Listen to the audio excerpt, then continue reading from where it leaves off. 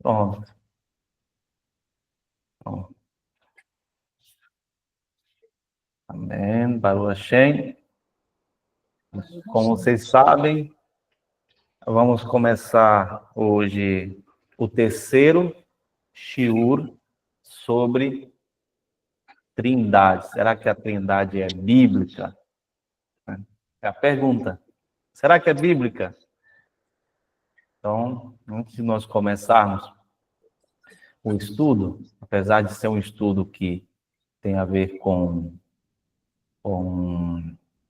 os fundamentos, né, bíblicos, mas a gente fala de Torá, então nós vamos fazer a bênção da Torá. Baruch Adonai, Eloheinu melech haolam, Sheik deixando bemis votado, petição, laçou, de Torá.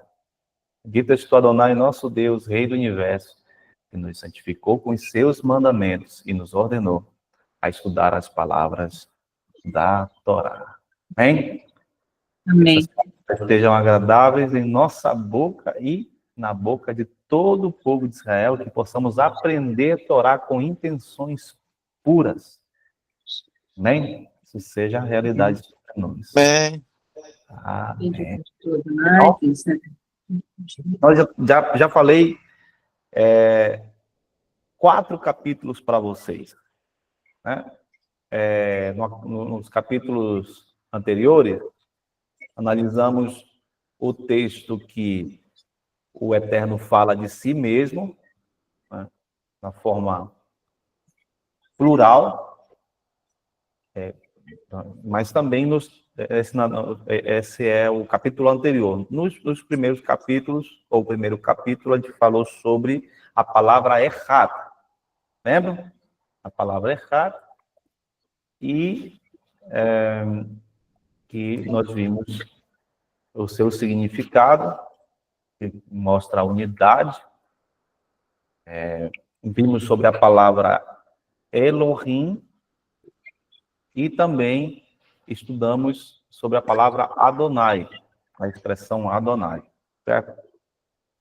E no capítulo anterior, voltando a falar, nós analisamos textos, né, que o Eterno ele fala de si mesmo na forma plural.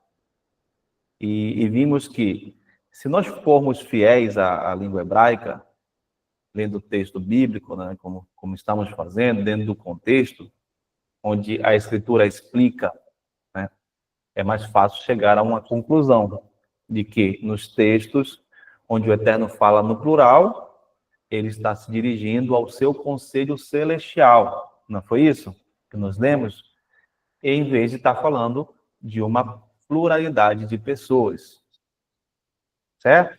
Isso que nós falamos no último capítulo.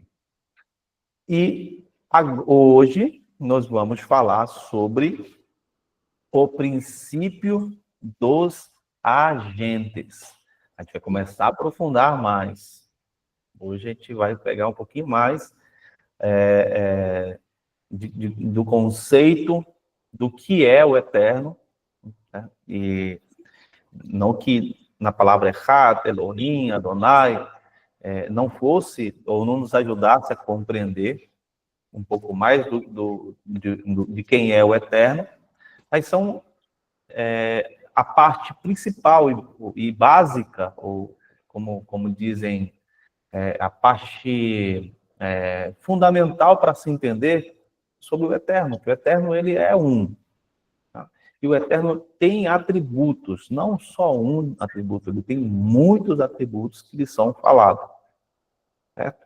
E também eu mostrei para vocês nessas leituras de que, através de Elohim e Adonai, que são citados nos textos originais, nem sempre está falando do Eterno. Né? Está falando de outros seres. Até Moshe foi chamado de Elohim. E como é que é traduzido Elohim? Deuses, né? Mas Moshe, mesmo sendo chamado de Elohim, ele não foi adorado por Israel como Deus. Como está escrito naquele texto que eu li, que ele seria Elohim para Faraó e Arão seria seu profeta. Bom, então, falando do princípio dos agentes, esse princípio que nós vamos falar hoje é o princípio de compartilhar e de delegar autoridade aos seres criados, certo? E pode ser encontrado em todas as escrituras, gente. Aí a gente acha do início ao fim, desde o Datanar até a Brit Hadashah, nós achamos textos sobre o princípio dos agentes, tá? E nesse capítulo a gente vai examinar isso bem de perto e vai ser exaustivo no que nós vamos falar sobre os agentes. Vai ser repetitivo, porque isso vai entrar na cabeça de vocês. Esse é o meu objetivo. Não saírem mais com dúvidas sobre esse assunto, tá? Uma perguntinha. Vocês conseguiram ler o documento que eu passei para vocês dentro do grupo? Shalom, shalom, Rui. Meu querido irmão. Peraí, que eu tô escutando, peraí. Tá bom.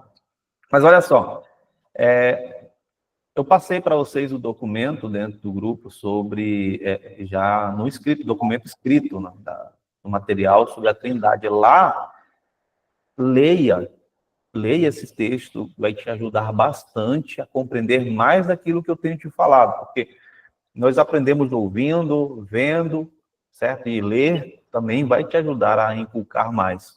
E lá tem bastantes referências que podem te ajudar a ter a te ajudar a dar as respostas ou facilitar as respostas que eu já tenho te falado, certo? Voltando ao princípio dos agentes, como estávamos falando, né? O princípio dos agentes é um princípio de compartilhar, delegar autoridade aos seres criados. Preste atenção, autoridade aos seres criados. Prestem atenção nessa palavra, e pode ser encontrado em todas as escrituras, como eu disse. Então, a palavra hebraica que foi traduzido para anjo é malar, tá? O que eu vou fazer? Vou compartilhar com vocês a tela aqui. Nós vamos estudar essa palavra hoje. Opa, não é aqui que eu quero. É melhor vir para cá. É melhor. Conseguem ver a tela? Sim. Sim, né? Tá. Tô vendo. Espera aí, Sim. deixa eu... Agora. É melhor, né? Emissário. Tá vendo? Tá aqui, ó. Mensageiro. Malar. Malar é enviado, mensageiro, emissário, embaixador, representante e agente. Certo? Tudo isso significa malar. E nós vamos ler sobre isso hoje. A palavra, ou quer dizer, a palavra malar, tá? Deixa eu voltar aqui para o meu... Já tô lendo, não tá, não. Parou? Parou, né? Pronto. Nós vamos ler essa palavra. Como eu disse, ela significa o quê? Palavra malar? Mensageiro, emissário, anjo, agente. Agente, então, tudo isso significa a palavra malar. Me esqueci de passar uma outra parte também para vocês. Malar, como é que eu escrevo? Malar. Tá? Então, cadê?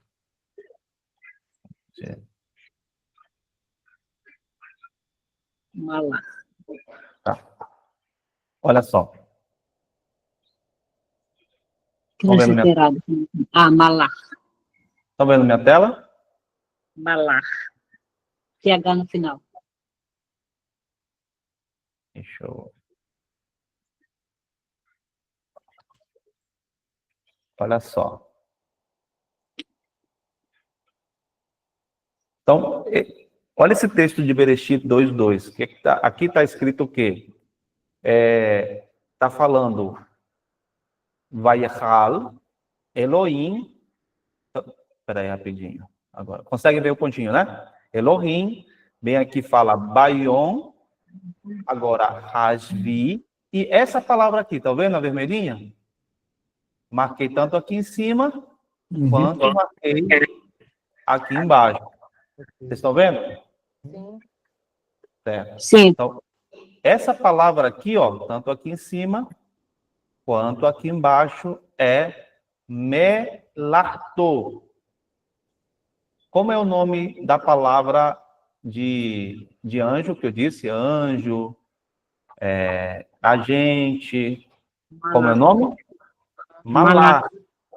Então, aqui nós estamos vendo a palavra Melarto.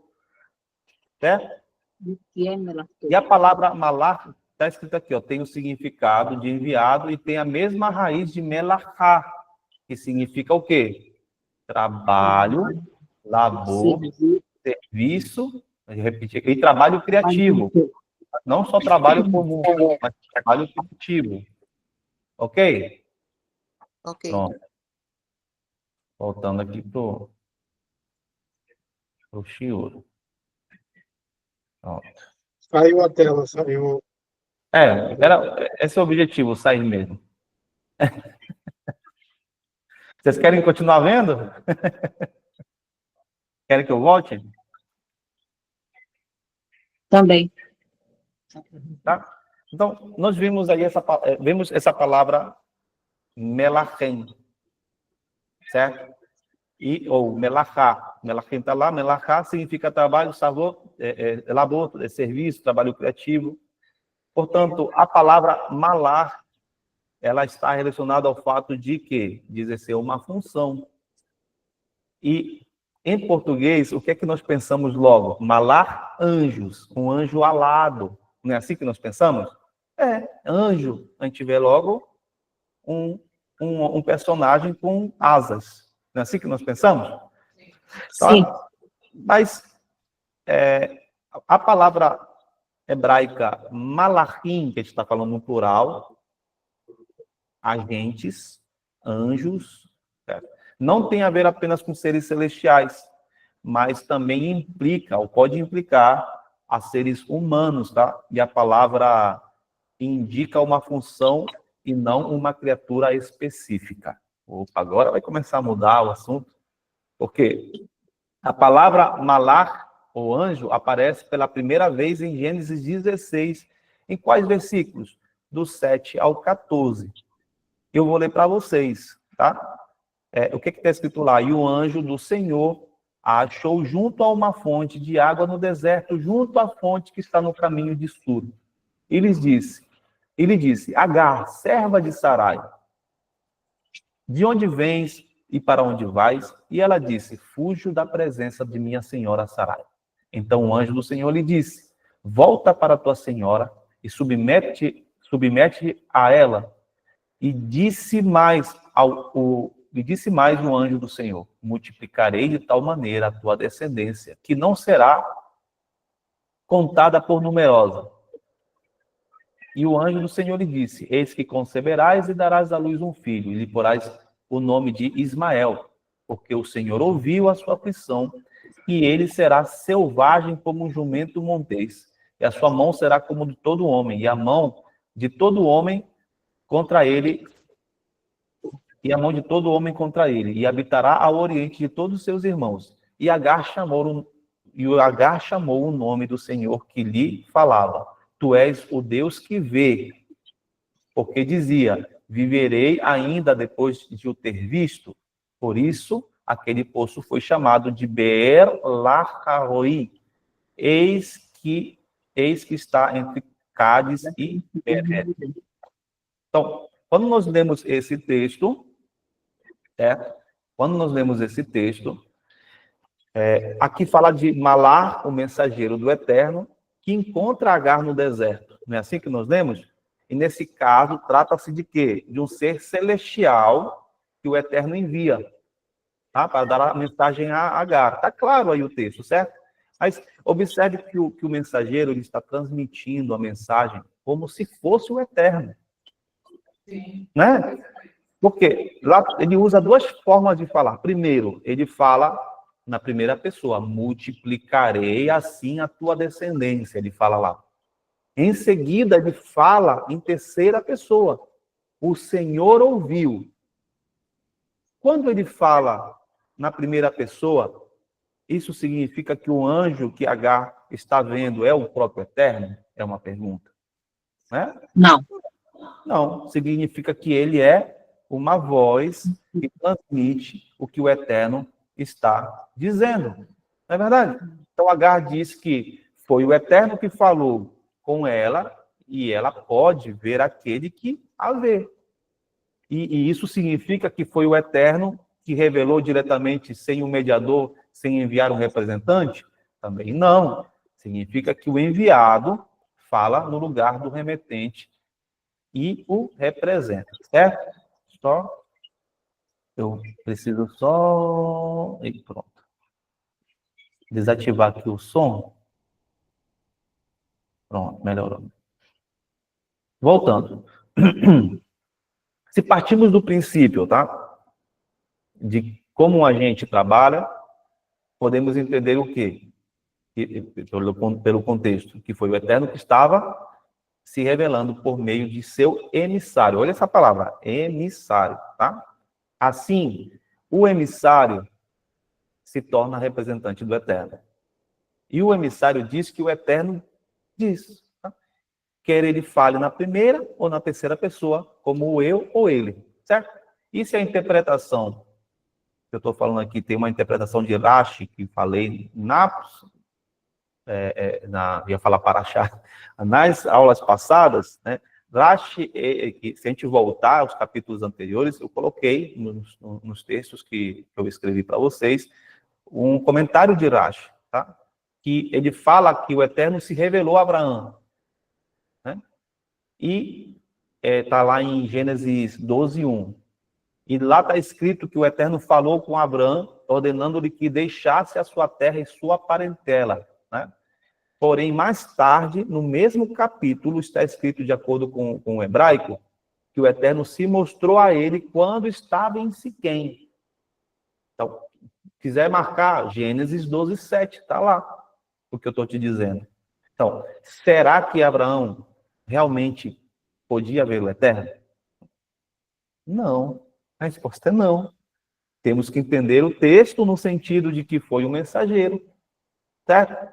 Um agente que se mostrou a Abraão e que representou o Eterno. Como Abraão pode ver o invisível? Como é que ele pode ver o invisível? Não pode. Então, ele mandou o agente. Quando a gente começa a prestar atenção no texto, entender o literal, desculpa a expressão, a gente vai parar de viajar na maionese. Números 33:20. O que é que está escrito lá? E acrescentou: não poderás ver a minha face, porque ninguém pode ver-me e viver. O Eterno falando isso a quem? A Moisés. Em 1 Timóteo 6,16, está escrito: somente ele tem imortalidade. Habita em luz inacessível, a quem nenhum homem viu ou pode ver. A ele seja a honra, o domínio eterno. Amém. Está falando de quem? Do Eterno. Então, evidentemente, esses dois textos já nos mostram que Abraão não podia ver o Eterno. E quando está escrito que o Eterno apareceu a ele, se mostrou a ele, ele fez isso por meio de um mensageiro. E aqui, nesse texto, a gente aprende o princípio de que aquele que viu um mensageiro do Eterno, viu o Eterno por meio dele. Parou, achei?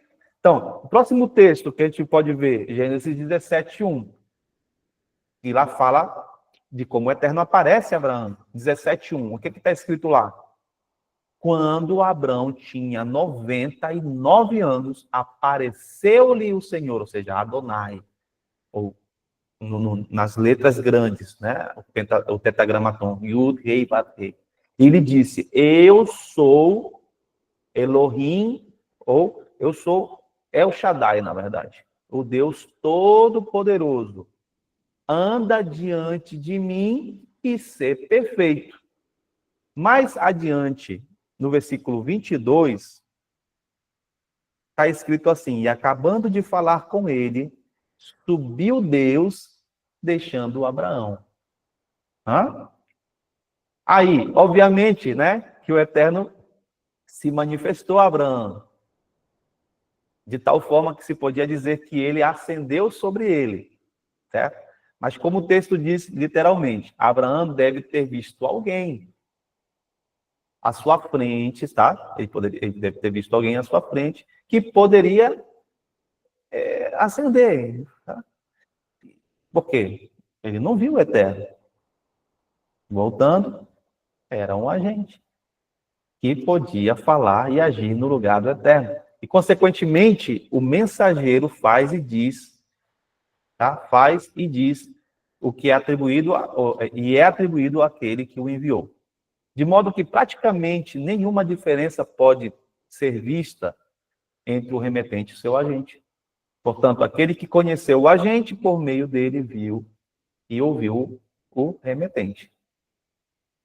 Perfeito? Vamos continuar, porque essa que é a base. O nosso foco hoje é o princípio dos agentes. Toda vez que você for ler Torá, toda a parte da Taná inteira, abrir cada chá, isso vai mudar a tua vida. Demais. Para quem já estava acostumado, talvez, né, que já entende um pouco sobre isso, mas eu vou te dar mais munição para preencher aí tua defesa concernente à sua fé no Eterno. Então, podemos ver um fenômeno semelhante no capítulo 18, que eu acabei de falar, né? Sobre o capítulo 17, quando o Eterno aparece. Abraão, no capítulo 22, no versículo 22, que depois de ter falado com ele, subiu Deus, deixando Abraão. A gente vê isso também no capítulo 18, tá? No versículo 1, está escrito que quando 3 homens visitaram, o Eterno apareceu ou se mostrou a Abraão. Aí eu vou abrir para vocês aqui, ó, Gênesis, que esse texto aqui é interessante de falar, 18. A Torá chama um deles, quantos agentes tinham lá que foram visitar Abraão? Ou Abraão? 3. Isso. 3 agentes foram visitar Abraão. E um deles, a Torá chama de Yud-Rei Vat-Rei, o nome do Eterno. Quais são os versículos? Você pode abrir Gênesis 18 e vai acompanhando comigo. Você tem aí a Bíblia judaica, vai ser mais fácil. Mas se você tem a Bíblia cristã, também você vai entender. Quando está no 1, diz assim, do 18 primeiro. Depois apareceu-lhe, aí está em maiúsculo, o Senhor. Isso é Adonai, em traduções hebraicas. Mas ali está escrito o tetragramaton, Yud, Rei, Vav, Rei. Tá? Apareceu-lhe o Senhor nos carvalhais de Mamré, estando ele assentado à porta, quando tinha aquecido o dia. Quando você lê no 13, do 18, 13, de novo fala. O que é que diz lá no 13? E disse o Senhor a Abraão, por que se riu Sara? Tá vendo? De novo. E disse o Senhor, o nome, um deles é chamado como Yud Rei Bat Rei ali. No 17, de novo fala. E disse o Senhor, tudo em maiúsculo, na Bíblia cristã. E disse Adonai, na Bíblia hebraica. Quando você lê no 20, de novo, no 20 está escrito isso. O que é que diz no 20? E disse mais o Senhor. No 22, de novo, então viraram aqueles varões o rosto dali e foram-se para Sodoma. Mas Abraão ficou ainda em pé diante da face do Senhor, da face de Adonai. No 26 continua também a mesma coisa, é chamado de Senhor, né? Então disse o Senhor, se eu em Sodoma achar 50 justos dentro da cidade, pouparei todo o lugar por amor a eles. E no 33, de novo, você vê a expressão "e foi-se o Senhor" quando acabou de falar com Abraão, e Abraão tornou ao seu lugar. Tá vendo?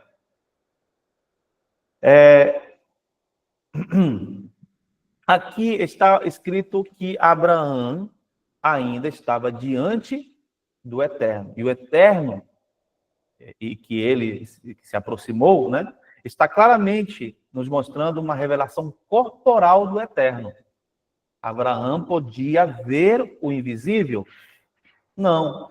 Foi um dos seus emissários que recebeu o poder de representá-lo plenamente naquela ocasião.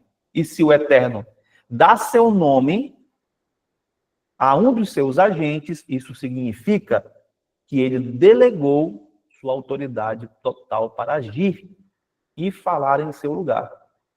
Entretanto, a Torá atribui ao remetente não apenas as palavras e os atos do agente, tá? Mas também sua presença. Portanto, o agente se torna praticamente o mesmo que o remetente que leva seu nome.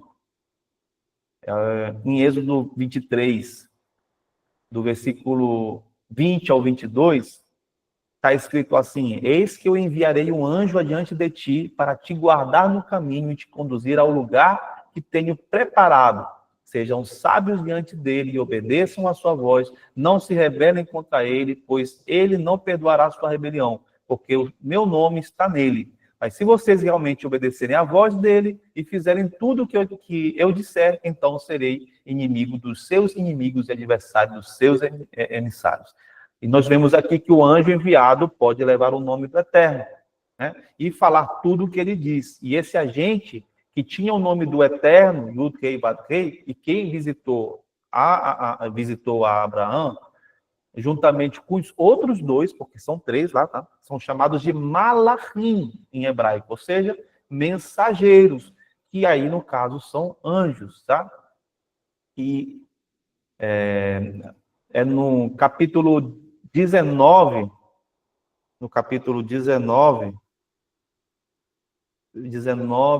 primeiro. E vieram os 2 anjos a Sodoma à tarde. Tá vendo? Eles são chamados de anjos. Então, nós entendemos que ali haviam 3 anjos, certo? E um deles ficou com Abraão, enquanto 2 desceram para Sodoma. E, evidentemente, a intercessão de Abraão por Sodoma foi feita diante daquele agente que levava o nome do Eterno, certo?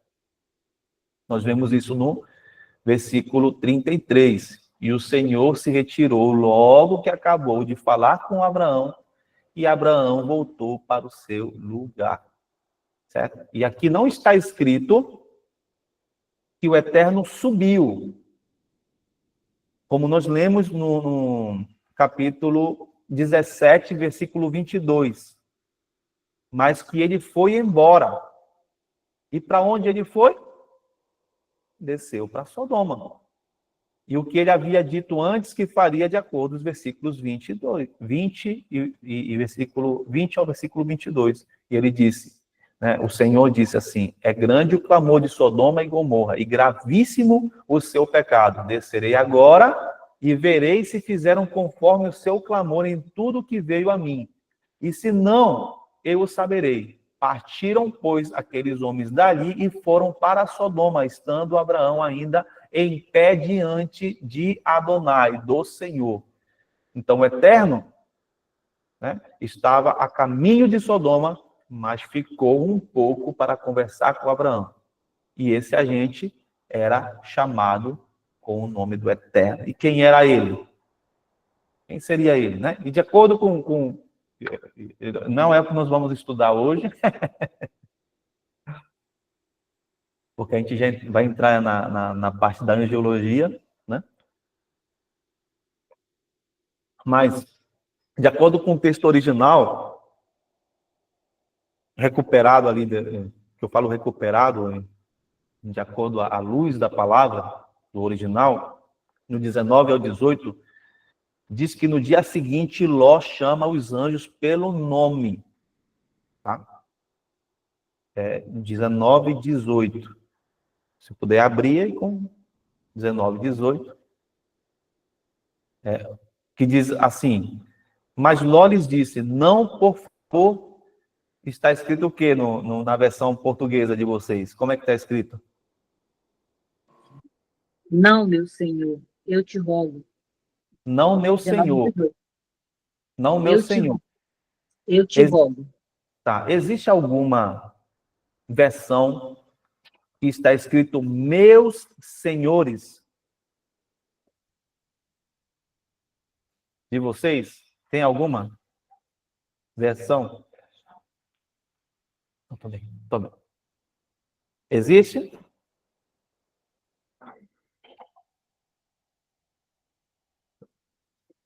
Aqui no, eu estou lendo uma versão A minha tá, Senhor. A minha Senhor. também. A minha tá, por favor, não, meu Senhor. Não, meu senhor, né? A diferença é que tá aí, por favor, e é hebraica. Sim, A essa está minha tá. correta. Não, meu senhor. Não, senhor. Tá? Mas se nós formos ler no hebraico original, está escrito Yud Rei Bat Rei, está dizendo Adonai ali, né? Está escrito Adonai e foi traduzido como senhores. Eu estou tentando achar aqui a versão Gênesis 19, 18. Eu vou pegar uma versão mais antiga aqui, rapidinho, só para ver se eu consigo achar. Deixa eu ver uma versão.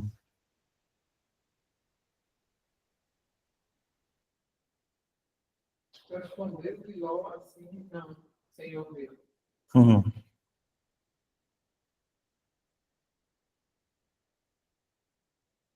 Tá. Não achei, mas tem versão que está escrito não, meus senhores, né? Porque está falando com os dois.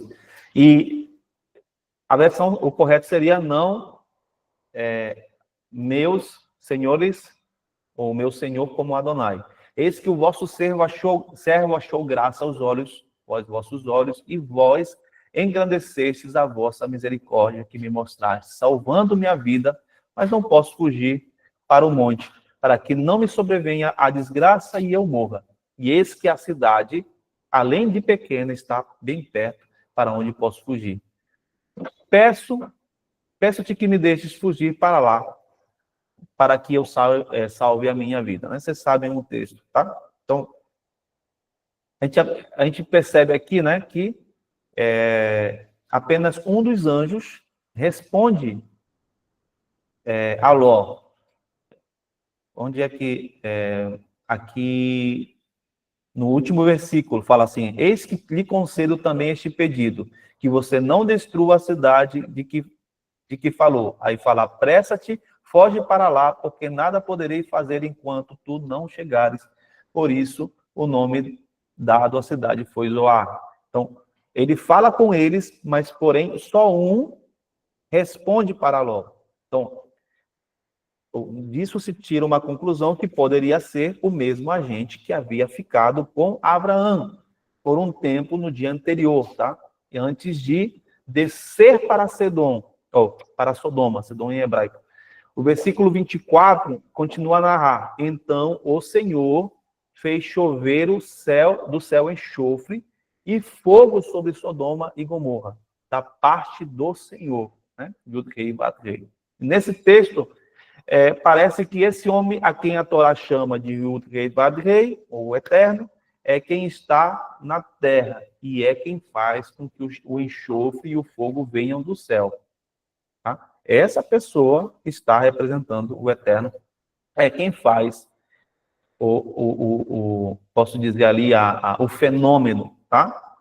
Na terra, está na terra e ele faz com que o fogo venha do céu, enxofre e fogo, de onde está o Eterno, claro. E esse tipo de revelação, né, do Eterno na terra em aparência humana, prestem atenção, é de alguma parte ou de alguma forma separado daquele que está, ou vamos colocar o Eterno que está no céu, né? Então a revelação do tetragramaton na terra em aparência humana é de alguma forma separado daquele que está no céu, do eterno, no nome do eterno que está no céu. E isso deu a origem, tá, a uma expressão que nós estamos falando, presta atenção, de o Yud Rei Bad Rei, o eterno nos céus, e um agente na terra com esse nome. E isso deu origem a uma expressão especial dentro da teologia judaica. E como é que é chamado? Nós chamamos de Yud Rei Bad Rei Katan, ou Adonai Katan, que significa pequeno Yud Rei Bad Rei. Adonai Katan significa pequeno Deus, digamos, de uma maneira mais simples, tá? E aqui se trata claramente de um agente, de um mensageiro, um emissário, um embaixador, que desce na terra em forma corpórea e se move no mundo físico, gente. E que está em apenas um lugar de cada vez. Ele não consegue estar ao mesmo tempo em vários lugares. Por exemplo, aqui Gênesis 19, versículo 27, diz: na manhã seguinte, Abraão se levantou de madrugada e foi para o lugar onde tinha estado na presença do Senhor. Tá? Esse embaixador que leva o nome do Eterno também é chamado de Eterno pelos homens que o encontram. A gente vê que o próprio Abraão chama esse emissário de Eterno. Tá? E quem é esse agente? É o próprio Eterno? É o próprio Adonai? Não pode ser, pois nenhum homem viu e pode ver o Eterno. Portanto, deve ser outra pessoa que o represente, tá? O represente plenamente. E por isso que os rabinos o chamam de Adonai Katan, pequeno Adonai. E os intérpretes cristãos, eles encontram apoio aqui para a sua doutrina da Trindade, que ensina que o Filho de Deus existiu eternamente como Deus Filho. E, portanto, se revelou antes de nascer em Belém e foi chamado de o Eterno, entre aspas, tá? Porque faz parte de uma divindade trinitária. Vocês podem procurar sobre a teologia cristã, existem vários livros e textos falando sobre esse assunto, tá? E surge, então, uma pergunta, daquilo que eu já falei para vocês. Será que Abraão, eu faço a pergunta, será que Abraão e Ló acreditavam em um Elohim trino? Que estavam convencidos que esse Adonai Katan era o filho que se revelou em forma corpórea? O que na teologia cristã é chamado de cristofania. Ou seja, a revelação de Cristo. Vocês acham que é isso mesmo? A resposta quem pode dar é vocês mesmos, por aquilo que nós estamos lendo aqui. Eu faço uma pergunta, mais outra. O Filho de Deus, já que estamos falando do Filho de Deus, poderia ter se revelado a Abraão, como dizem os cristãos, que ele se revelou como o Deus homem? O filho de Elohim poderia se revelar aos homens de forma corpórea e falar com eles antes de nascer? Será? Quem diz sim, quem diz não? Quem é que vota assim? Eu digo não, porque não é nascido ainda, né? Mas, então, bora ver uma resposta aqui, né? Eu acho que não. Bom, vou dar a resposta lá na Brit Hadashah. Se eu desse para cá, né, para Tanakh, na Tanakh é fácil responder. Vamos lá para a Brit Hadashah. Abre aí Hebreus 1, Hebreus 1, versículo 1 ao 2. Eu vou lendo uma versão aqui cristã, porque na cristã é bom por certas... Hebreus 1, do 1 ao 2. Deixa eu abrir aqui, Hebreus. Aqui, Hebreus 1. Ó, eu vou ler aqui na versão Almeida Revista e Corrigida. Tá? Olha o que diz aqui. Havendo Deus, antigamente falado muitas vezes e de muitas maneiras aos pais pelos profetas. A nós falou-nos nesses últimos dias pelo Filho. Tá? A quem constituiu herdeiro de tudo, por quem fez também o mundo. Outros falam o universo, dependendo da versão.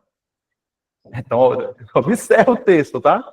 Está escrito que o eterno Elohim, muitas vezes, de muitas maneiras, nos tempos anteriores, nos tempos antigos, Por meio de últimos tempos, falou a quem? Aos antepassados do povo judeu, por meio de quê? De profetas. Está aí claro, profetas. Verdade. E que agora, nos últimos tempos, ele falou ao povo judeu por meio de seu filho. Yeshua. Portanto, antes, ele falou por meio dos profetas, e não por meio do filho. Está aí a resposta. Verdade, é. Agora, Essa foi... Mas agora, como a gente está vendo que no último tempo, ele depois veio o filho. E Elohim, o Eterno, falou por meio do filho. Sim. Certo? O ponto principal desse texto é que o Eterno não falou ao povo escolhido por meio do filho até o fim dos tempos. Verdade. Certo? E o Eterno não falou com os pais por meio do filho. Consequentemente, não foi o filho que falou com Abraão naquela ocasião, simples. Deve ter sido outra gente que percebeu o poder de levar o nome do Eterno. Gente, existe teologia cristã, tem teologia judaica messiânica nesse conceito, que é uma mistureba, tá? Nem todo judaísmo messiânico é judaísmo, é uma mistureba, mas que eles defendem essa doutrina, tá? Mas aqui, só num texto, apenas um texto, já anula toda essa doutrina que eles estão defendendo, tá? Aí, deixa eu ver aqui, Gálatas 4:4. Gálatas 4:4. O que diz lá em Gálatas 4:4? Gálatas 4:4 diz: mas vindo a plenitude dos tempos, Deus enviou seu filho, nascido de mulher, nascido sob a lei. Sob a lei. E esse texto nós aprendemos duas coisas, tá? O primeiro, que o filho de Elohim, de Deus, nasceu de uma mulher. Portanto, o título Filho de Deus, tá? Preste atenção, o título Filho de Deus não tem nada a ver com quem deu a luz. A mulher, por meio que ele foi gerado, não era Deus nem mãe de Deus, para que por meio dela ele pudesse ser chamado de filho de Deus. A ideia de que Deus pode se reproduzir é totalmente estranha, tá? Dentro do pensamento judaico. E eu sei que nenhum de vocês pensa dessa maneira por causa do protestantismo, que já muda um pouco sobre esse assunto, mas isso é inaceitável. Para vocês verem que a doutrina da Trindade é embasada dentro de muito paganismo. Tá? O título Filho de Deus consiste em quê? Em uma função. O título Filho de Deus consiste em uma função, tá? De representante de um juiz supremo e que está ligado especialmente ao rei ungido prometido. Quem é? O Messias. Aí eu quero ler um texto para vocês, para mostrar que a palavra Filho de Deus não é nova. Porque muitos usam, o Filho de Deus, o Filho de Deus, não é uma palavra nova. Abre lá comigo 2 Samuel 7, do 12 ao 14. 2 Samuel 2 Samuel 7, do 12 ao 14. Olha o que está escrito. Quando teus dias forem completos e vieres a dormir com teus pais, então farei levantar depois de ti a tua semente que procederá de ti e estabelecerei o seu reino. Este edificará uma casa ao meu nome e confirmarei o trono do seu reino para sempre. Olha o que o Eterno diz para Davi. Eu lhe serei por pai e ele me será por filho. E se vier a transgredir, castigá-lo-ei como a vara de homens e com açoite de filhos de homens. 2,14. Eu lhe serei por pai e ele me será por filho. Primeira Crônicas, mesma coisa, ó. 1 Crônicas 7 do 11. 11 ao 14, a mesma. 1 Crônicas 17. 1 Crônicas 17, do 11, a mesma coisa, ao 14, o mesmo texto, que é repetido. Há de ser que, quando forem cumpridos os teus dias para ir aos teus pais, suscitarei a tua semente depois de ti, e o qual será dos teus filhos, e confirmarei o seu reino. Aqui, no 13, diz, e eu lhe serei por pai, e ele me será por filho. Não é? E a minha benignidade não desviarei dele, como a tirei daquele que foi antes de ti. Outro texto, 22, 1 Crônicas 22, do 9 ao 10. Diz, eis que o filho que te nascer será homem de repouso, porque repouso lhe hei de dar de todos os seus inimigos em redor. Portanto, Salomão será o seu nome, e paz e descanso darei a Israel nesses dias. Este edificará a casa ao meu nome, e ele me será por filho, e eu a ele por pai. Oh, temos Salomão, um filho de Deus. Vamos adorar Salomão? Certo? Ele é chamado de filho. Salmo 2. Salmo 2. Salmo 2. 6 e o 7. Eu, porém, ungi o meu rei sobre o meu santo monte Sião. Recitarei o decreto. Adonai me disse, tu és meu filho, eu hoje te gerei. Quem é que sabe de quem que está falando aqui essa profecia? Então, não estava falando de Davi nem de Salomão. Esse aqui é um salmo profético. É o salmo profético, ele está falando de Jesus, de Yeshua. Está falando de Yeshua, do Mashiach. Tá aí. E Hebreus 5:5 fala o mesmo texto. Hebreus 5:5, ó. Hebreus 5:5.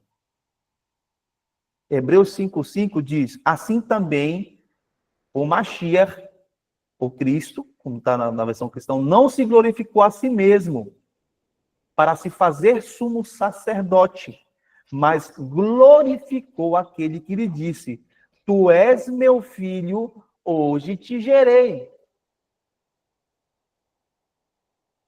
Tá? Então, Salomão tinha o título de filho de Deus, como nós vimos aqui, certo? E esse é um título dado, sabe para quê? Filho de Deus, é dado em Israel, esse título, para os reis de Israel. Filho de Deus não é um negócio assim, né? Alguém que é Deus que veio para cá. Não, é um título dado a um rei. Representantes do governo do Eterno na Terra. Jeremias 3:17, para terminar. Ó, Jeremias 3:17. Para a gente ir mais para frente, deixa eu ver aqui. Jeremias 3:17. Naquele tempo chamarão Jerusalém de trono de Adonai, e todas as nações se ajuntarão a ela, ao nome de Adonai a Jerusalém, e nunca mais andarão segundo o propósito do seu coração, maligno. Aqui está falando de quê? Do representante que é chamado de Adonai, que está em Jerusalém, no governo, o governo do Eterno na terra. Atos 1:6 tem o mesmo conceito também. Ó.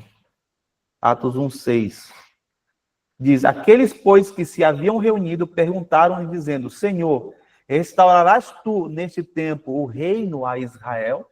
Perguntaram a quem? A Yeshua, antes dele subir. Porque ele era chamado de quê? De filho de Deus. Porque o propósito de quem vem, quem representa o Eterno, e é chamado de filho de Deus, é, de fato, governar a terra. E de... O que acontecia sobre Jesus era que viria a nascer um rei. Sim. Aí começou Uhum. a se cumprir, não sei o que.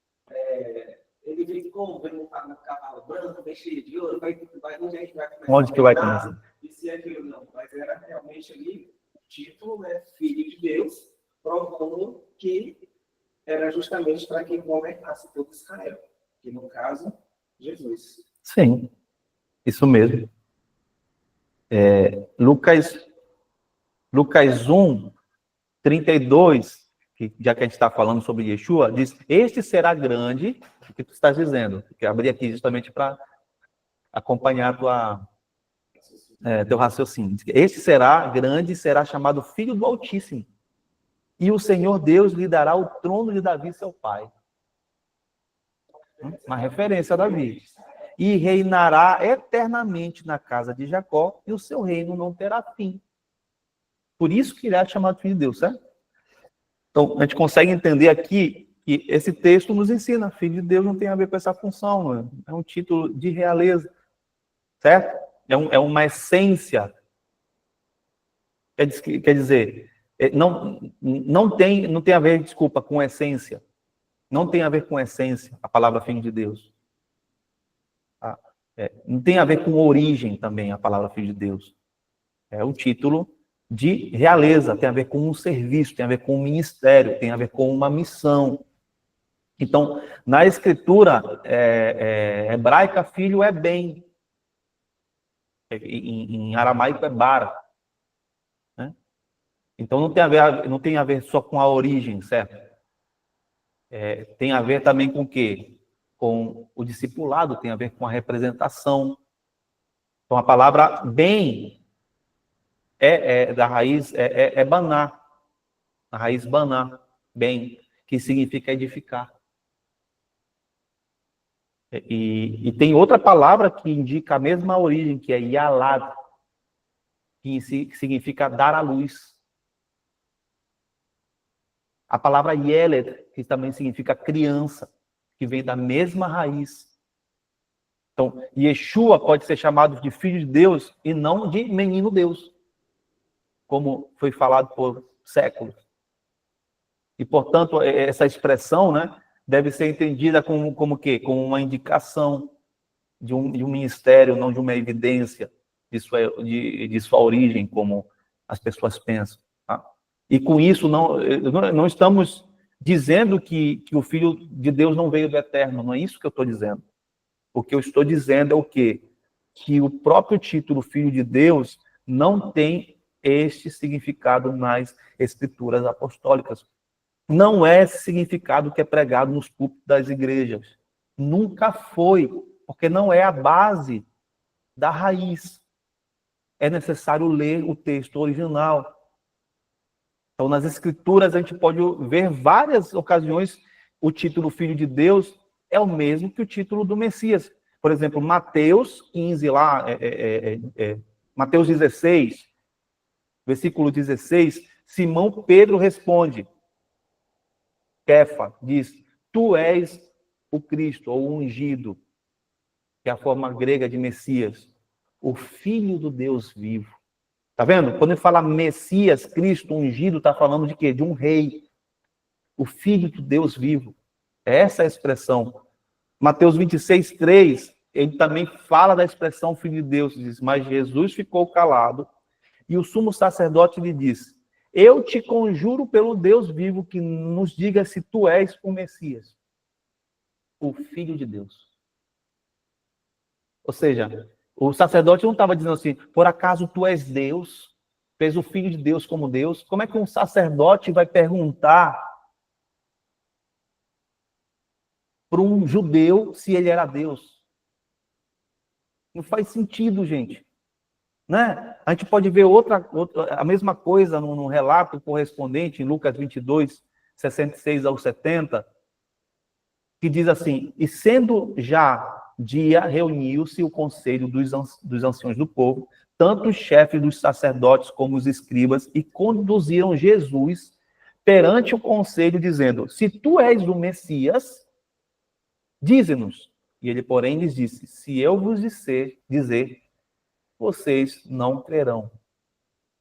E se eu vos perguntar, não respondereis. Mas de agora em diante, o Filho do Homem se assentará à direita do poder de Deus. E todos diziam, és tu, pois, o Filho de Deus? Por que eles estavam falando, és tu, o Filho de Deus? Porque eles estavam perguntando se ele era o Messias, o ungido. E ele lhe respondeu, vós dizeis que eu sou. E eles disseram, para que precisamos ainda de testemunho? Porque nós mesmos ouvimos da sua própria boca. Né? E aí nós temos outros lugares, em Lucas 4, 41, né? Que ele fala lá, que os demônios reconhecem ele, dizendo, tu és o Filho de Deus. Né? Mas ele lhes repreendeu nesse texto, ele repreende, né? E não lhes permite que eles falassem. Né? Porque eles sabiam que ele era o Messias, sabiam que ele era o governante. Tá? Porque aquele que vai governar sobre a terra, até os espíritos se sujeitarão ao seu governo. Certo? João 1,49, quando Natanael responde para ele, Rabi, tu és o Filho de Deus. Tu és o Rei de Israel. Abre esse texto aí, ó. João está ali, a resposta está no texto, sempre está no texto, sempre esteve no texto. A coisa é que a gente sempre quer ler com um olhar de idolatria. Porque foi o que nos foi inculcado na cabeça. João 1,49. Natanael respondeu e disse-lhe, Rabi, tu és o Filho de Deus, tu és o Rei de Israel. Ele está confirmando o que é ser um filho de Deus. É um título. Certo? E isso aí é óbvio, gente. É um título messiânico dado a um homem, né? Que foi capacitado, glorificado pelo poder do Altíssimo. E para ser sumo sacerdote celestial, que também a gente chama ele de sumo sacerdote, e ocupar o trono de Davi em Jerusalém para sempre, tem que ser chamado de Filho de Deus. Certo? A segunda coisa, segundo Gálatas 4:4, o que é que estava escrito lá em Gálatas 4:4? Mas vindo a plenitude dos tempos, Deus enviou o seu Filho, nascido de mulher, nascido sob a lei. Não é isso? Tá? E a segunda coisa que aprendemos no texto de Gálatas 4 é que aquele que é chamado de Filho de Deus, ou seja, Messias, o sumo sacerdote ungido, rei, o rei supremo, foi enviado quando chegou a hora. Portanto, havia um tempo predeterminado, tá? Quando aquele homem que nasceu de uma mulher deveria ser enviado. Havia esse tempo. E, evidentemente, o filho não foi enviado ao mundo até o tempo que tivesse chegado. E agora, se aquele que foi chamado de Filho de Deus não foi enviado até que fosse feito por meio de uma mulher, né? Como é que ele poderia ser enviado a Abraão? Não faz sentido. Tá? Consequente, Paulo, ele diz em Gálatas que o eterno Elohim enviou o seu filho. Né? E significa Messias. E ao mundo, depois de ter sido feito através de uma mulher, isso não significa que Yeshua tivesse nascido anteriormente. Certo? e depois tivesse sido enviado ao mundo através do nascimento de uma mulher. Não é isso que o texto está falando em Gálatas 4:4. O que diz lá é o quê? Que o Filho de Deus foi primeiro feito por uma mulher e depois enviado. Porque a gente acha que o quê? Que o Espírito que o Eterno dá é na hora que a concepção, não. Quem dá o Espírito é o Eterno. E o Eterno colocou lá o Espírito do Mashiach dentro de Maria, de Miriam. Certo? Um terceiro testemunho escrito na Brit Hadashah, nos escritos apostólicos, que não poderia ser dado, ou não poderia ter sido o Messias, de quem se mostrou Abraão, que aí eu vou falar mais um texto, né? Junto com os 2 anjos, lá em Sodoma, é a primeira carta de João. A carta de João 1, do 1 ao 2. Abre lá. Primeira carta de João 1, do 1 ao 2. Olha o que diz. O que era desde o princípio, o que vimos com os nossos olhos, o que temos contemplado e as nossas mãos tocaram da palavra da vida, ou o verbo da vida. Está em parênteses, ó. Porque a vida se manifestou, ou foi manifestada, essa palavra, a vida se manifestou. E nós vimos, tá? E testificamos, e vos anunciamos a vida eterna, que estava com o Pai e nos foi manifestada. Aqui está escrito o quê? Que a palavra da vida, que existia desde o princípio, se manifestou. E quando é que ela se manifestou? Ela se manifestou na época de João, como estamos aqui, João, seus companheiros, discípulos de Yeshua. E eles puderam vê-la, eles puderam tocá-la com as próprias mãos. E depois disso, puderam dar testemunho dela e proclamá-la. Portanto, a vida eterna que foi manifestada, segundo esse texto, é um momento histórico que não havia sido revelado antes. Estava escondido aonde? Com o Pai.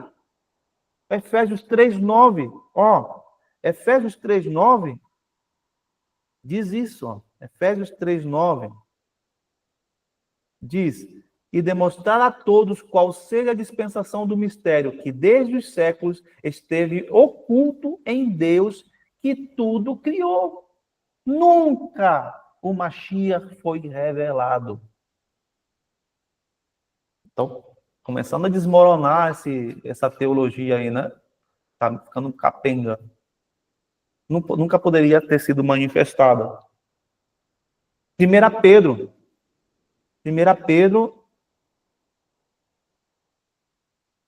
Pode falar.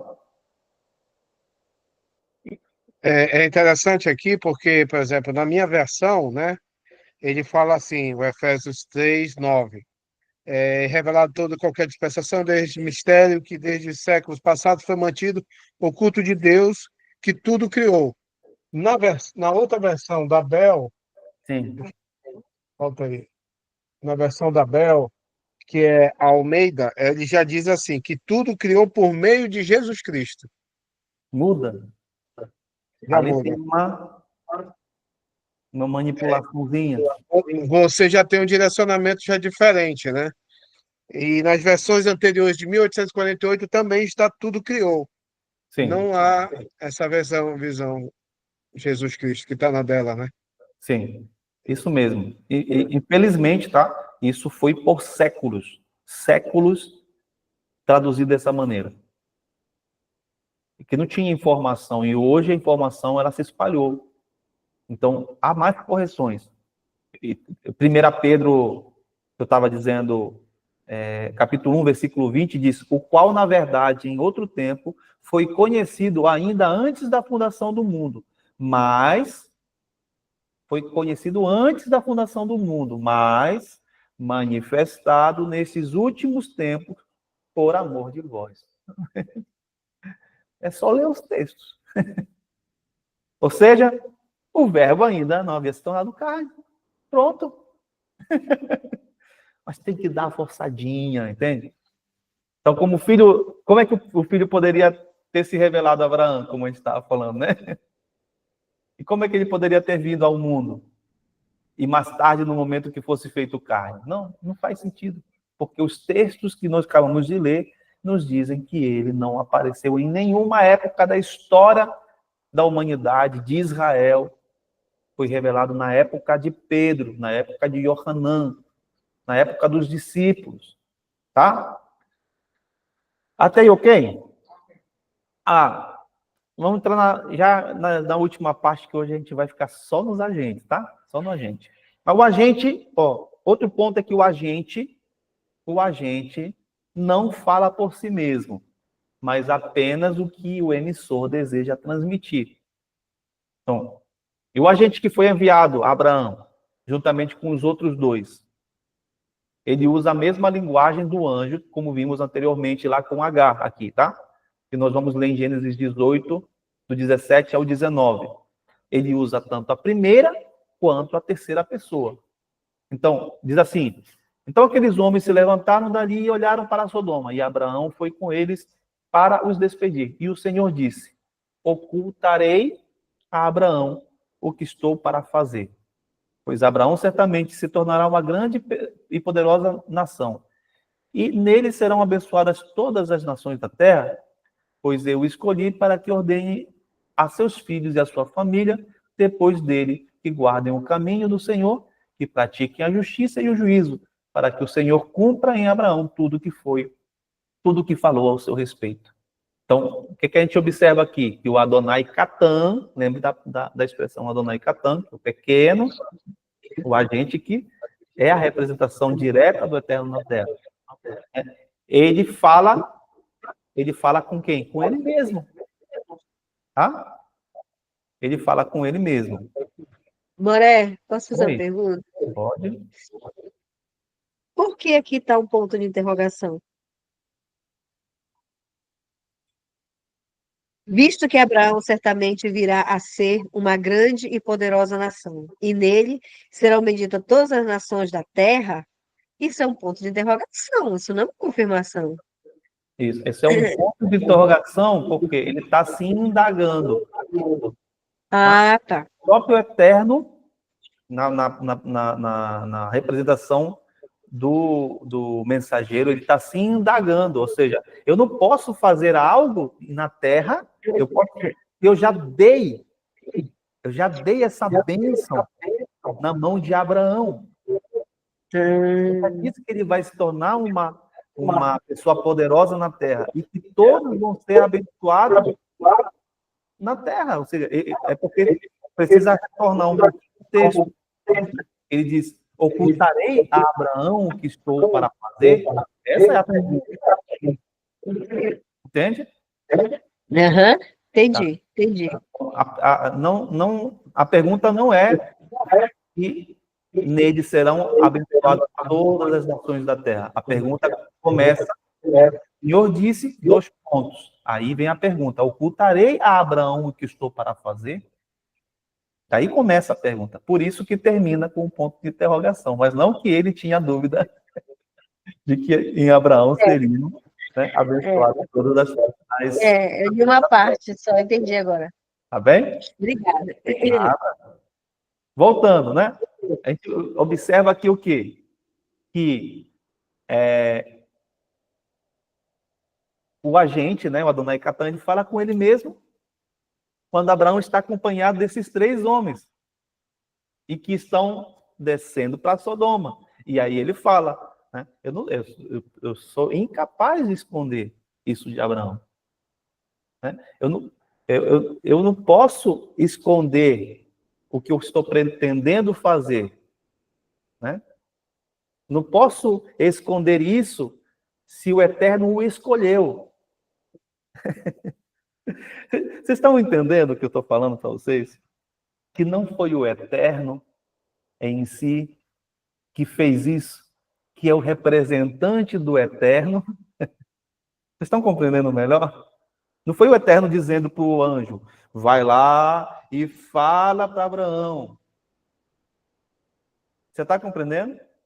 É que até o representante que tem autoridade de levar o nome do Eterno, ele não se vê na capacidade de quebrar o que o Eterno já disse.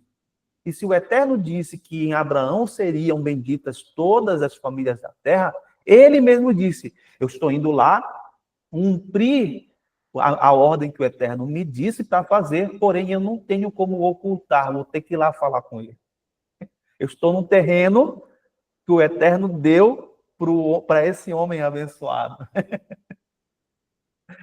Por isso que Abraão é chamado de amigo de Deus.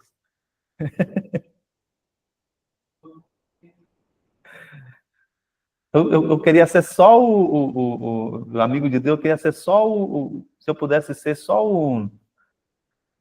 o vizinho, tá ótimo. Eu queria ser amigo de Abraão. Queria ser amigo de Abraão. Meu pai, que lindo. Agora, a gente pode ver nesse princípio, né, que ele diz lá, eu, né, ele fala primeiro eu, né, mas depois ele fala, cadê aqui? Tá. A gente vê assim, o caminho do Senhor, se a gente fosse fazer correção gramatical nesse texto, né? Ele fala assim, em vez de dizer o caminho do Senhor, para quem o Senhor cumpra, ele poderia dizer o meu caminho, né? Ele poderia dizer lá, para que eu cumpra, certo? E a gente viu que o anjo que falou com Agar fez a mesma coisa. Ele fala em primeira e depois ele fala em terceira pessoa. Ou seja, o anjo nunca, ou o mensageiro nunca vai falar além daquilo que o Eterno ordenou. Que um mensageiro lhe representa aquele que enviou de tal forma que muitas vezes também não há diferença perceptível entre suas palavras. E se o agente dizer eu, pode ser que ele está falando que o que o enviou esteja dizendo profeticamente por meio desse agente, tá? Como tivesse debaixo de uma autoridade. E por isso que é fácil confundir, tá? Um agente que o enviou com o Eterno. É por isso que confundem Yeshua com o Eterno. Certo? Porém, ele pode vir em nome do Eterno. Mas ele não é o mesmo que o Eterno. Gênesis 21, 17 ao 18, está escrito assim, e ouviu Deus a voz do menino que chorava, e o anjo de Deus chamou Agar no céu e disse, que tens, Agar? Não temas, porque Deus ouviu a voz do menino onde ele está. Levante-se e erga o menino e segure-o pela mão, pois farei dele uma grande nação. Certo? O anjo de Elohim chama Agar e diz que Elohim, na terceira pessoa, ele ouviu a voz do menino e em seguida ele dá uma guinada e diz assim, farei dele uma grande nação. Né? E quem é que ia transformar em uma grande nação? O anjo? Não, está ali claro, está falando que o anjo ia fazer de Ismael uma grande nação. Tá? E existem outros princípios também, que Gênesis 22, 11 ao 18, está lá, eu não vou ler todo esse texto, mas está falando sobre que o anjo chamou Abraão do céu, Gênesis 22, 11 ao 18, estou resumindo para ti o texto, e ele fala, o anjo fala assim, não estendas a tua mão, lembra? O que ele ia fazer lá em Gênesis 22? Ele ia sacrificar Isaac. E aí ele diz, não faças isso, porque eu sei que temes a Deus. O anjo fala para... Né? Pois, aí depois que ele fala, pois sei que, sei que temes a Deus, ele fala assim, pois não me negastes. Eu acho interessante que ele fala em terceira pessoa, em primeira pessoa, e depois ele fala em terceira pessoa. Né? Não me negastes o teu filho, o teu único filho. Né? E aí, a gente sabe que ele vê lá, ele levanta os olhos e ele vê um animalzinho lá, um carneiro preso, né, com chifres, na moita. E depois que ele oferece esse carneiro, né, como holocausto, tudo. Fala também que Abraão chama aquele lugar de o Senhor proverá. Né? Até os dias de hoje se fala assim, né? No monte que o Senhor deu a provisão. E aí tem esse texto no final que fala assim, então o anjo do Senhor chamou Abraão pela segunda vez do céu e lhe disse, por mim mesmo jurei, diz o Senhor, porquanto fizestes isso e não me recusaste teu filho, teu único filho, certamente abençoarei grandemente, multiplicarei muito a tua descendência, como as estrelas do céu e como a areia do mar, a tua descendência possuirá a porta dos teus inimigos, dos seus inimigos, e em tua descendência serão benditas todas as nações da terra, porquanto obedeceste a minha voz. Né? Então, a gente observou aí esse mensageiro falando em primeira pessoa, e ele fala a se declarar, transmitindo as palavras do Eterno, ele fala na oração, porque você não recusou o seu filho, e isso prova que essas são as palavras do Eterno, tá bom? E é interessante que o Eterno também fala, tanto na primeira pessoa quanto na terceira pessoa, do singular. Né? Agora sei que você teme a Deus. Ou ele poderia dizer assim, agora sei que temes a mim. Certo? Pois não me negou seu filho. O seu único filho. Então, essa maneira de falar pode ser encontrada em todas as escrituras. Por isso que as pessoas confundem com trindade. Ah, meu Pai amado. Hã? Êxodo 20, do 1 ao 7, fala as mesmas coisas. O Eterno fala assim, eu sou Deus que tirou da terra do Egito. É só tu ler lá. Ele fala em primeira pessoa, ele fala em terceira pessoa. Né?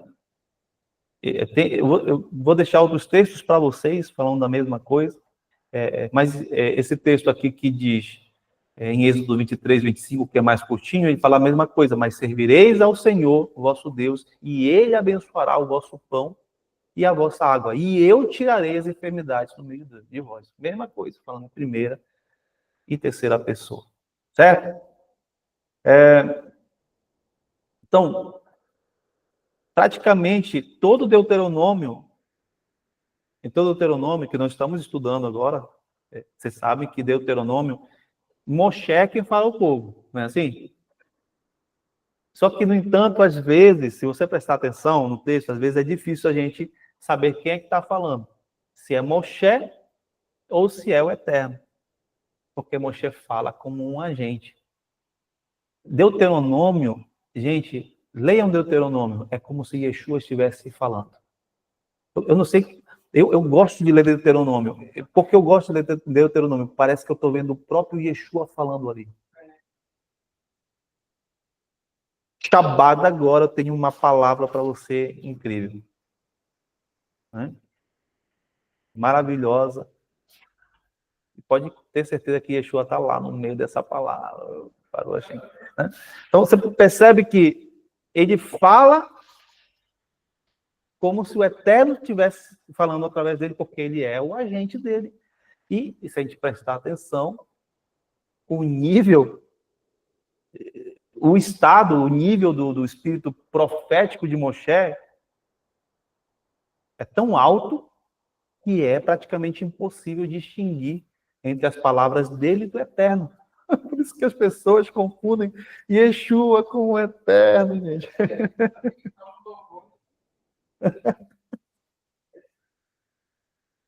Porque um agente, ele fala, um agente do Eterno, ele tem um nível muito alto. Tu acha mesmo que aqueles que se levantam, às vezes, dentro de um lugar e falam assim, porque o Senhor te diz, e está sendo agente, será? A gente vai amadurecer muito. Será mesmo? Será mesmo? Porque um agente, ele se parece com o Eterno. No mínimo, tem que se parecer com Paulo, né? Que Paulo diz, sejam os meus imitadores.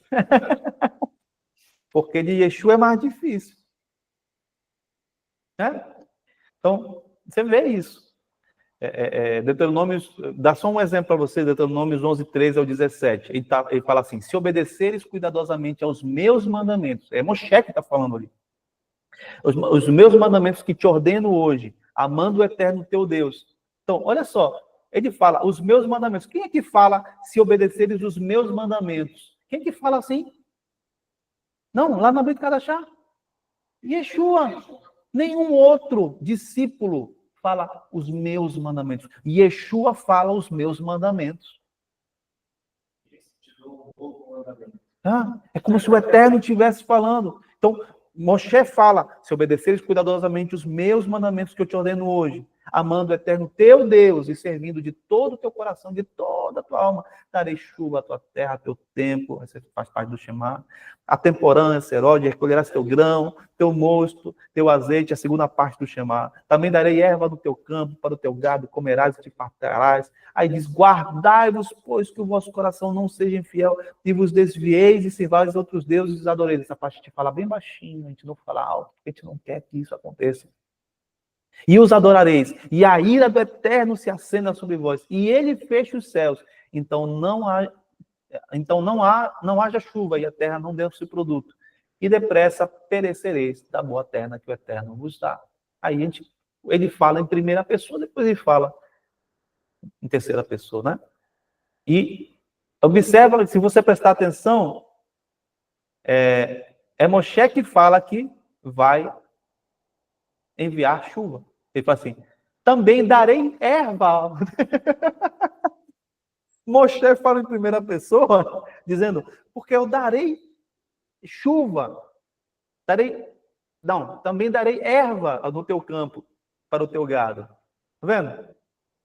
Tem muita congregação aí falando dos os mandamentos de Moisés, né?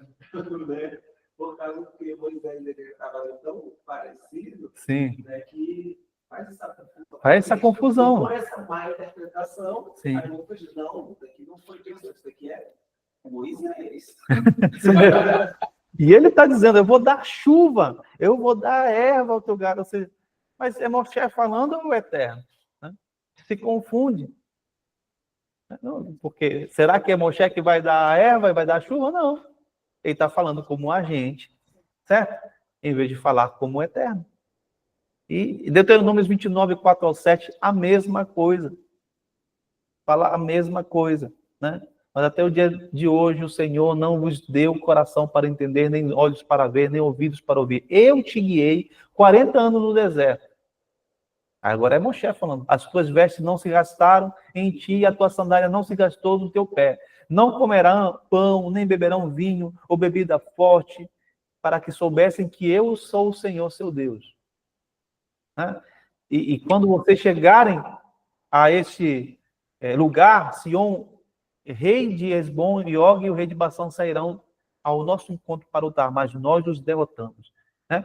A gente vê de novo que é difícil a gente saber se é o Eterno que está falando ou se é Moshe que está falando. Isso ensina que não são apenas os mensageiros celestiais, preste atenção, não são apenas os agentes celestiais que podem falar em primeira pessoa e ser boca para o Eterno, mas também os homens. Certo? Portanto, um profeta não é um eco, mas uma voz, como está escrito em João 1:23. E ele disse, eu sou a voz daquele que clama no deserto. Endireitai o caminho de Adonai, como disse o profeta Isaías. O profeta, quando o profeta fala, ele é agente do Eterno. Tá? Agora, finalizando, o agente faz o que o remetente faz. Certo? Vimos anteriormente, agora, que o agente que foi enviado para destruir Sodoma, né? Sodoma trouxe, e Gomorra trouxe fogo e enxofre, né? Do Eterno no céu. E o Eterno agiu por meio do seu agente.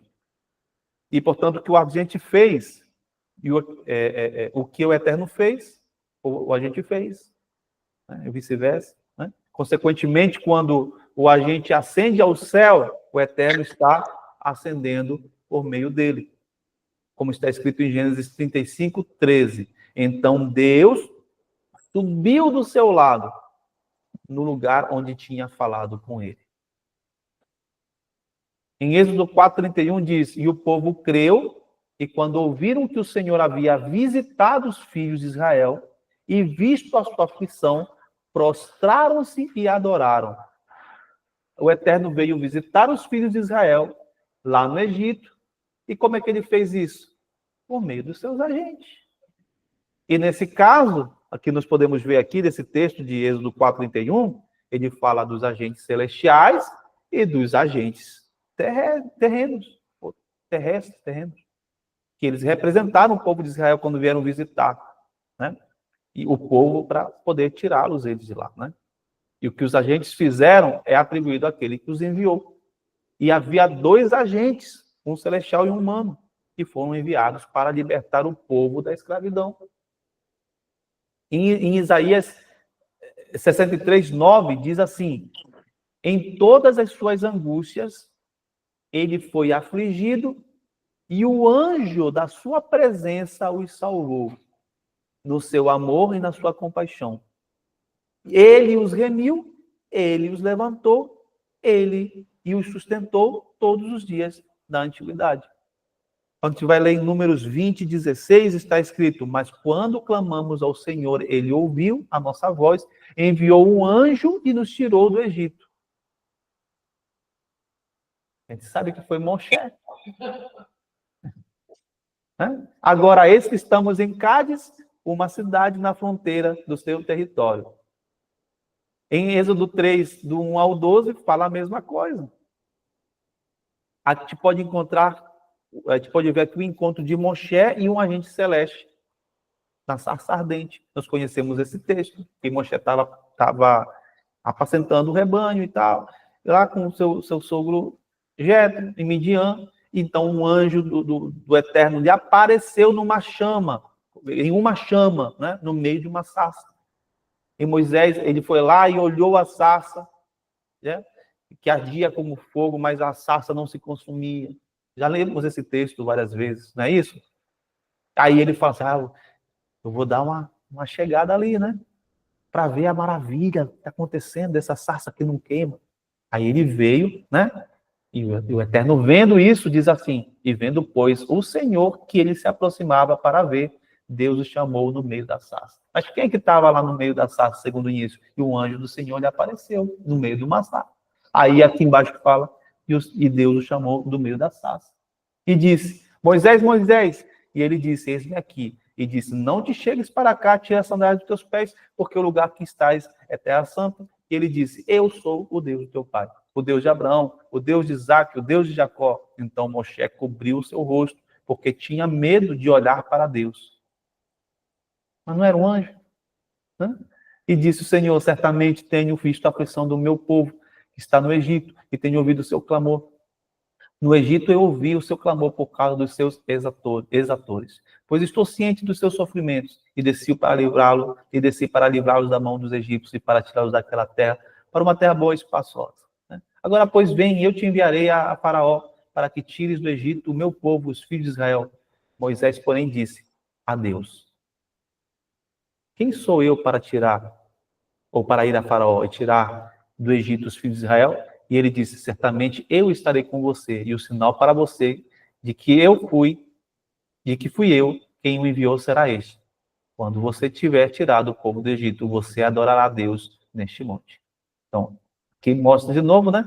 Esse agente que estava queimando no meio da sarça era um anjo, e depois ele se intitula como Yud-Rei Vav-Rei, o Eterno, que vai tirar, certo? Moshe vai tirar o povo do Egito. Tem um texto aqui em Atos, estou finalizando já, Atos 7:35. 7:35 diz: a este Moisés, ao qual haviam negado, dizendo: quem te constituiu príncipe e juiz? A este enviou Deus como príncipe e libertador, pela mão do anjo que lhe aparecera no sarçal. Certo? e porquanto um profeta, ele vem, desculpa, aqui a gente fala de Moshe, né, que ele foi enviado pelo Eterno, né? E agora também fala de um profeta quando ele vem ao povo, falando tanto Moshe como qualquer outro profeta, é o Eterno que vem visitar também. Então, Moshe está sendo chamado e é como se o Eterno estivesse sendo o visitador por meio dele. Deixa eu ver aqui. Zacarias 10:3. Zacarias 10:3. Zacarias 10:3 diz: contra os pastores se acendeu minha ira, e castigarei os bodes, mas o Senhor dos Exércitos visitará o seu rebanho, a casa de Judá, e os fará como o seu majestoso cavalo na peleja. Então, aqui está falando que ele vai visitar por meio de alguém. Em Lucas 1:78, Lucas 1:78,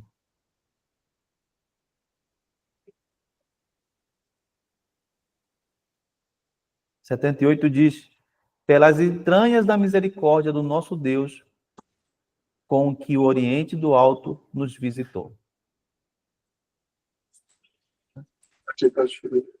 Então, não apenas as palavras do agente, mas também seus atos são atribuídos ao remetente, certo? E a gente vê isso em Êxodo 4:20, que está escrito que Moshe tomou a vara de Elohim na sua mão, e mais tarde diz que o Eterno diz ao faraó que ele golpeará as águas com a vara que está na sua mão. E a gente acha esse texto em Êxodo 7:17, que diz o Senhor assim: nisto conhecerás que eu sou Adonai, e eis que eu ferirei com a vara que está na minha mão as águas que estão no Nilo. A vara estava na mão de quem? De Arão.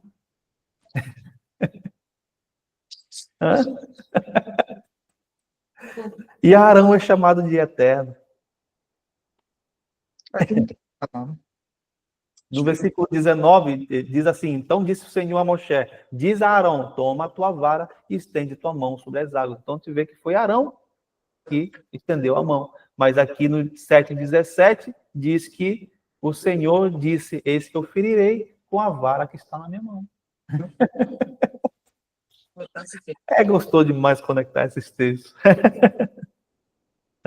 E é óbvio que o Eterno está dizendo que ele está segurando a vara de Arão em sua mão. É óbvio aqui. E em Êxodo 11:4 e Êxodo 12:12, o Eterno diz que passará pela terra do Egito. Vocês sabem sobre esse texto, né? À meia-noite, e ferirá os primogênitos, lembra? Ele diz que passará sobre os filhos de Israel quando vir o sangue de suas casas. E, obviamente, aqui ele fala de um mensageiro que seria enviado à terra.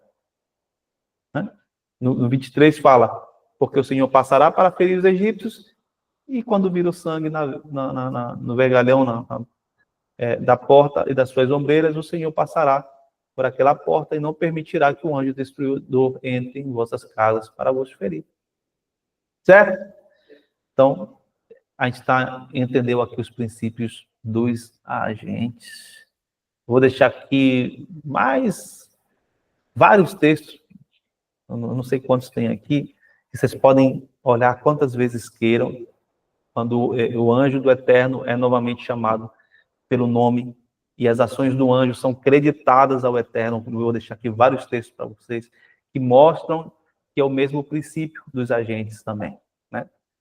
E, finalizando, aquele que vê o agente, vê aquele que o enviou.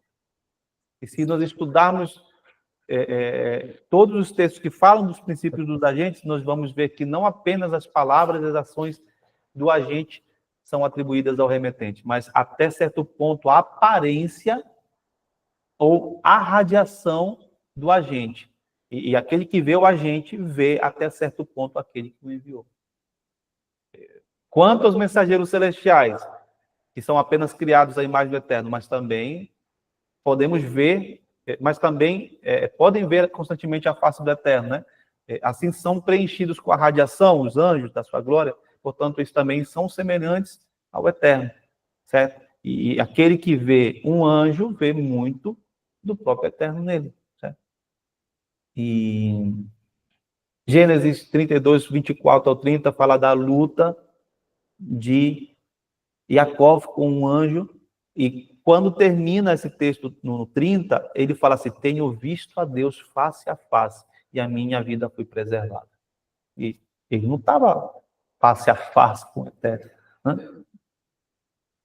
Êxodo 3, 2 também fala que um anjo apareceu numa chama de fogo no meio de uma sarça e disse: eu sou o Deus de teu pai, como a gente estava lendo sobre Moisés, né? E se um agente pode ser confundido com um remetente, então significa que, assim como você trata o agente, também está tratando com o remetente. Olha que forte, né? E o mensageiro, ele representa aquele que o enviou, e tudo que ele faz a favor ou contra o mensageiro é contado como sendo feito a favor ou contra aquele que o enviou. Por isso que Yeshua... Um exemplo disso aí é Sodoma e Gomorra, né? Sodoma e Os Gomorra. mensageiros entraram, foram maltratados, e o Senhor disse: chegou o ponto final. Isso. As pessoas pensam que estavam fazendo aos anjos, mas estavam fazendo ao próprio Eterno ali. O Eterno visitou Sodoma e Gomorra, né? Por isso que ela usou o dia lá do Abraão, né? E se tiver 50? Se tiver 40? E se tiver 30? Né? Isso mesmo. Eles só lá não tinha ninguém além da família de Ló. É interessante no texto, Aham. porque Abraão intercede várias vezes.